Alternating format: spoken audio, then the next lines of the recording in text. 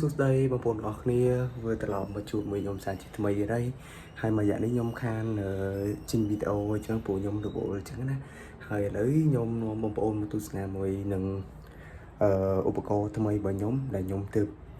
កំងមកបានអញ្ចឹងណាហើយឥឡូវកុំឲ្យរងចាំយូរតោះទៅមើលមួយខ្ញុំទាំងអស់គ្នាបាទនេះ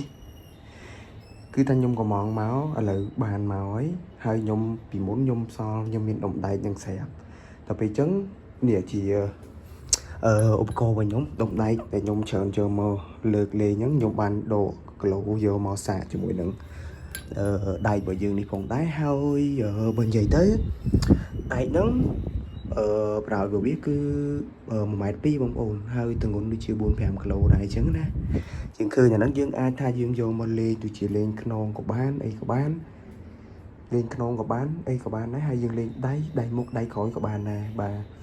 ហើយនិយាយទៅអាហ្នឹងវាមានវែងជាងនឹងទេប៉ុន្តែខ្ញុំយកមកល្មមមកអញ្ចឹងណាព្រោះក្នុងបន្ទប់ខ្ញុំហាត់បន្ទប់របស់ខ្ញុំវា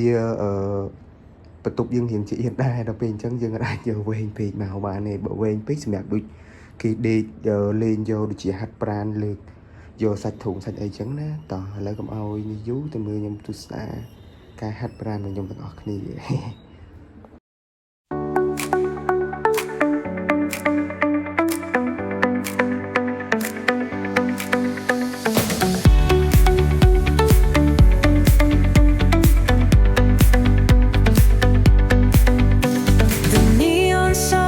Light up the night. Electric hearts in a city so bright. We're chasing dreams through pixel streams, dancing shadows under glowing beams. Let the rhythm take control. Feel the beat, ignite your soul.